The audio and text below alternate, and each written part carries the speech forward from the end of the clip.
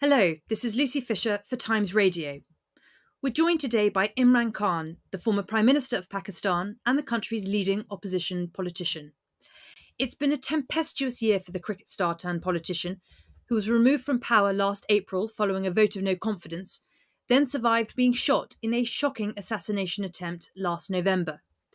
He's now facing around 80 charges, including allegations of terrorism and corruption, the former Prime Minister of Pakistan and the country's leading opposition politician, to prevent him returning to power in elections this autumn. It's been a tempestuous year for the cricket star turned politician. In recent weeks, a warrant for his arrest has been issued and following a vote of no confidence. Thousands of his supporters then survived being shot on the street in assassination attempt last November. Karachi and Peshawar. He's now facing around 80 charges, violent clashes, allegations of terrorism and corruption. Mr. Khan, Prime Minister joining Times Radio and the country's leading opposition to prevent him.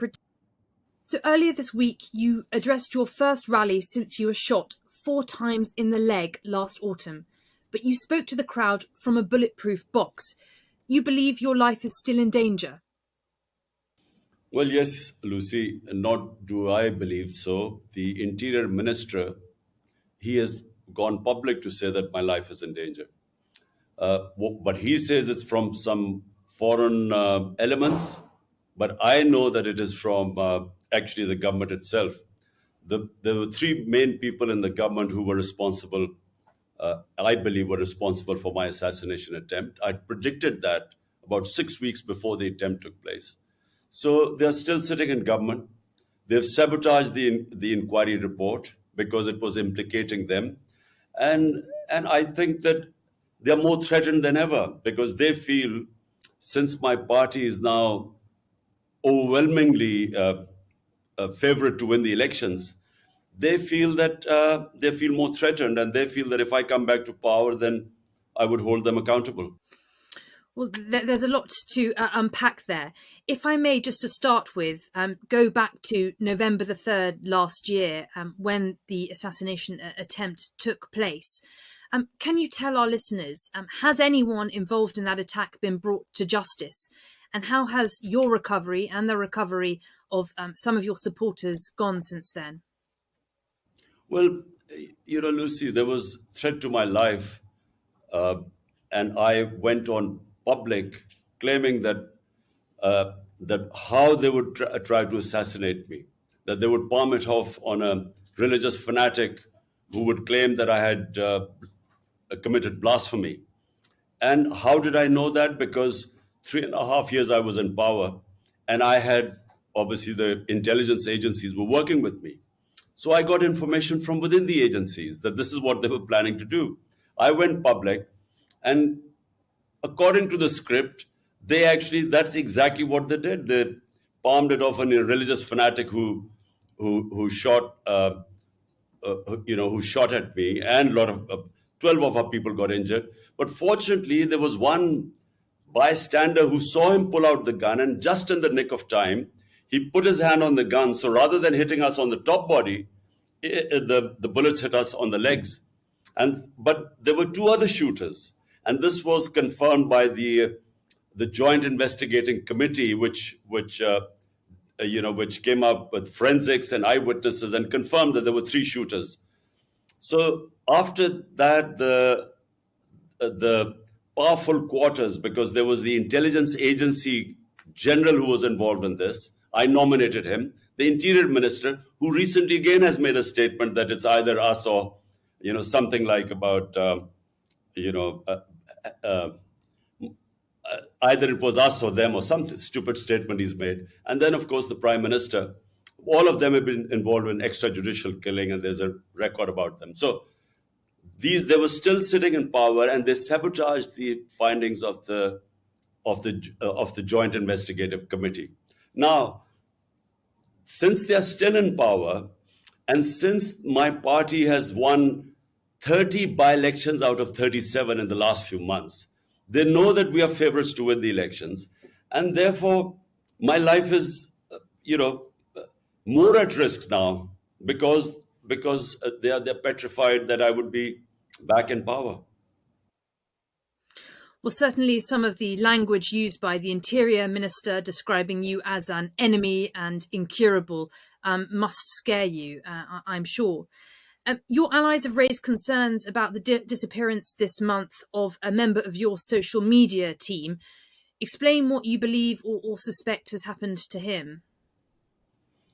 Well, Lucy, what's happened is that since we were deposed from power, and that this was the person behind it was the army chief. As you know, the establishment is all powerful with the intelligence agencies. So he was the one who was behind the plot, but he co-opted the guys who are in power right now. These 12-party alliance. So since then, what they hoped was that my party would just sort of wither away, because once a party is out of power, people turn their backs on it. But for the first time in our history, something unprecedented happened. Hundreds and thousands of people came out on the 10th of April. My government was removed on the 9th, 10th of April. Hundreds and thousands of people came out on the streets. Now, when that happened, everyone was taken by shock, including the establishment. So rather than the popularity going down, with time, my popularity and my party soared to heights which no party in Pakistan's history is as popular as my party PTI is right now. Therefore, that's when this plot was hatched to have me removed. And, us winning 30 out of 37 by-elections meant that my life was even more in danger as time went on, because elections are due. The Supreme Court had asked for the provincial elections on the 30th of April. The general elections take place in October. Now, they're all scared that in these two provincial elections on the 30th, we would win. So they're challenging in the Supreme Court right now. They're scared of elections. And so the two are related. The threat to my life and elections and coming to power are all related. Well, certainly, just for listeners and viewers not aware, Pakistan is having a big set of elections this autumn. Of course, you may not be allowed to stand, Mr. Khan, if you are convicted on some of the charges which you are currently accused. This includes corruption, the suggestion that you sold state gifts while in office and hid your assets, and more recently, charges of terrorism. What's your response to these allegations? Well, Lucy, let me just put the record straight. There are 140 cases against me right now, which include blasphemy, which includes sedition, which includes 40 cases of terrorism. 40 cases. Now, remember, this country has known me for 50 years. I'm probably the longest known Pakistani and the well-known Pakistani, in 5 decades. So no one believes that I have broken the law, because I've never broken the law in my life. In fact, my movement is called Movement for Justice, Rule of Law. So none of all these cases, whenever they go to a trial court, I get bail because there's nothing in the cases. I mean, for instance, I'm accused of terrorism. Now, how am I accused? Some party members do a peaceful demonstration outside the election commission. I'm sitting in another city and I'm charged with terrorism. Or I go and make a court appearance. And so there are a lot of followers there. We go in and come out, and there are 3 terrorism cases. So no one believes this. And whenever it goes to court, they get set aside. So your contention is that these are politically motivated cases brought against you? Look, Lucy, never in our history has anyone had 140 cases against me. And the rate it's going, I'm soon about to score my double century. The problem is that, the cases they are slapping against me, no one believes them. Now, for instance, the so-called corruption case, what is it? For 70 years, the law in Pakistan is that whether it's the prime minister, the ministers, or any generals, whenever they get a gift, it has to go to something what is called Tosha Khana. There, they decide the value of the gift. Then they give you an opportunity. Do you want to retain it? If you retain it, in the past, it used to be 20%, used to pay and you used to take the gift. Mm-hmm. Now, in my time, it was 50%. So this is the law. Everything is on record. So whenever this case goes into court, this will be again dismissed. So, as you mentioned, there have been protests when you have been called to court. Your supporters have been out on the streets in cities across Pakistan. There have been violent clashes with the police.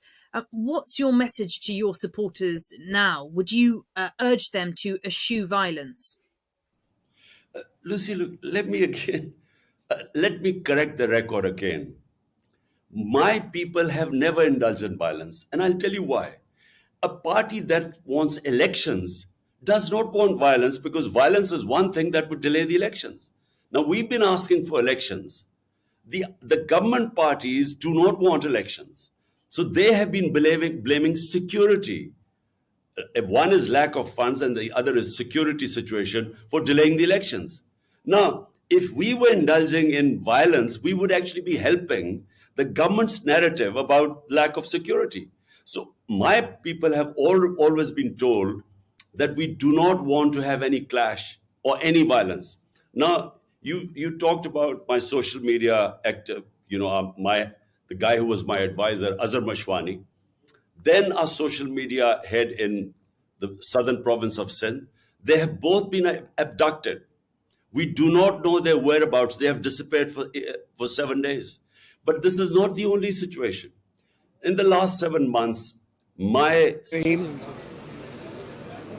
आज